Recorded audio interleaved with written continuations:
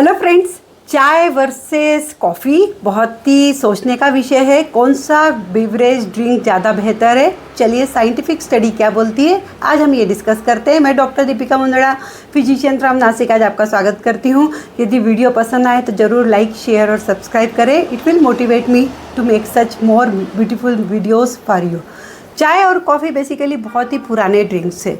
अगर कैफ़ीन की मात्रा की बात करूं तो डेफिनेटली कॉफ़ी में कैफ़ीन की मात्रा ज़्यादा होती है।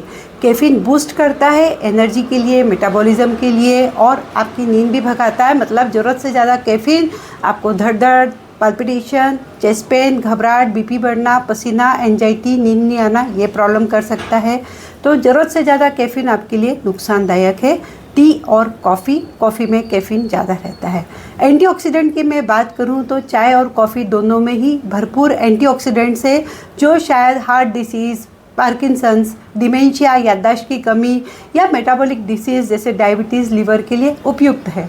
लेकिन यहाँ पे हम ग्रीन टी की बात करें, ना कि इंडियन टी की जो दूध के साथ उबाल के बनाई जाती है। एंटीऑक्सीडेंट यदि आपको एज ए टी में कंज्यूम करना है तो कभी भी इंडियन टी जो प्रॉपरली दूध, कॉफ़ी, शक्कर, पत्ती मिला के बनाई जाती है, उसमें एंटीऑक्सीडेंट नहीं के बराबर रहते हैं। यदि मैं बात करूं कैंसर की, तो टी और कॉफ़ी कैंसर को रोकने में भी शायद उपयोगी है, बिकॉज उसमें एंटीऑक्सीडेंट रहते हैं। लेकिन यहाँ पे भी बात हो गई है, यदि आपने बहुत गर्म चाय और गर्म कॉफ़ी ली तो उससे इसोफेगस का कैंसर होने का रिस्क बढ़ जाता है। लेकिन चाय, जब भी हम अच्छे तत्व की बात कर रहे हैं तो वो ब्लैक टी या ग्रीन टी की ही हम बात कर रहे हैं। तो यदि आप कैंसर रोकना चाहते हैं तो ज़रूर 1 से 2 कप आप ग्रीन टी ले सकते हैं या कॉफ़ी ले सकते हैं। यदि मैं लीवर या डायबिटीज़ की बात करूं तो चूँकि चाय और कॉफ़ी में हम दूध डाल रहे हैं, क्रीम डाल रहे हैं, शक्कर डाल रहे हैं, तो इससे वापस से मेटाबॉलिक डिसीज़, हार्ट डिसीज़ बढ़ने का खतरा है, क्योंकि कैलोरीज ज़्यादा कंज्यूम हो रही है।